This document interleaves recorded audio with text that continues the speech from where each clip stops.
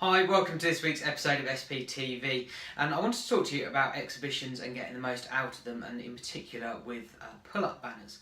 Because we were approached over the last couple of weeks by a company that had basically done a deal with an exhibition organiser where they were going to be attending three quite large exhibitions over sort of a period of about 6 months.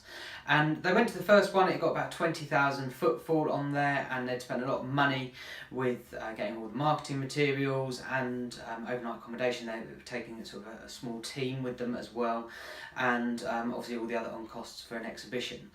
And basically they felt that they'd spent a lot of money and hadn't really got much of a return, and they'd seen some of our marketing that was going out and sort of said, would you be able to have a look at it and just kind of give us an overview of whether it was the actual exhibition that wasn't quite right or whether it was what we were doing that wasn't quite right.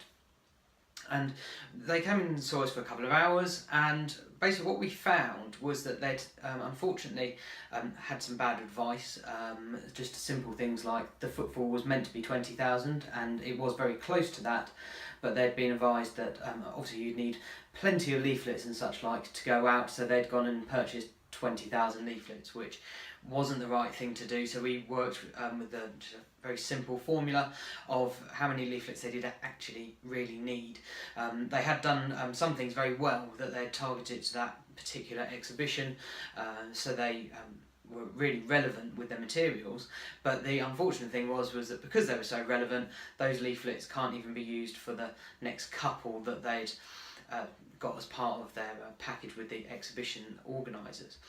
There was another thing, their pull-up banners got far too much information on it. It got their phone numbers and actual physical location, address, loads of other information that just was totally not relevant for that exhibition. And we've seen it a lot, not just at the major exhibitions, but also at the sort of more local level with just a few hundred footfall. With people taking pull-up banners to them, they've been given a sort of a 6-foot table, and the banner, as part of it, is that the banner has to go behind the table for health and safety reasons and such like. And they've lost half of the marketing message which is on there. Their logo looks absolutely beautiful at the top, but doesn't really tell people why to come over and speak with them. And their phone number and website and address is right at the bottom.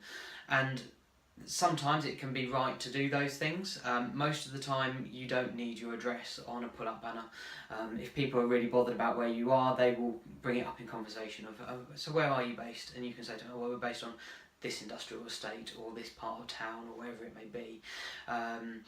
It doesn't need to have the logo at the top. If you're trying to attract people to come over to your stand, which is the main thing when you're exhibiting, whether at national or local level, you need to have a message on top of that. So it's not about your logo, it's more about, if you need 100 new customers this month, then come and talk to us.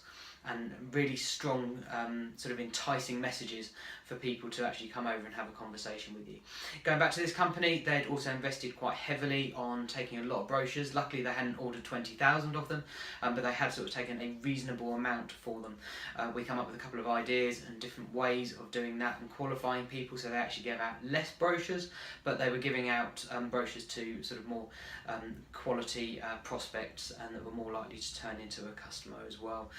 We gave them a little trick as well with how to make a mental note or a sort of physical note on the contact forms, so they knew and could mark very subtly to the person that's filling out the details of how they rated as a lead, whether they were really interested or not, and just with a couple of boxes on there. So that was another neat little trick for them, because they've got a whole telesales team that would be backing up that show as well that they were going to. So that was just another little nugget that they were using on that.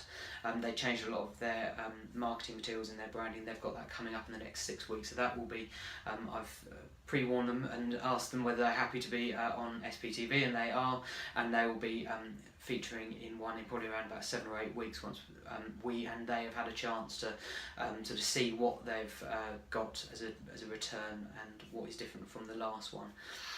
So it was just, if you are thinking of going to a local networking event or more of the national events as well, is really how to stand out. It's not about giving out 10,000 brochures or 20,000 leaflets.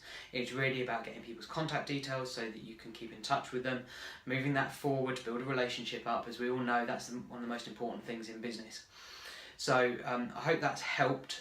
If you are doing anything of that type, just have a little consideration and a little think about how you can get people over to your stand and table, because once you've got people over there, you've done not exactly all of the hard work, but you've certainly done a large proportion of it.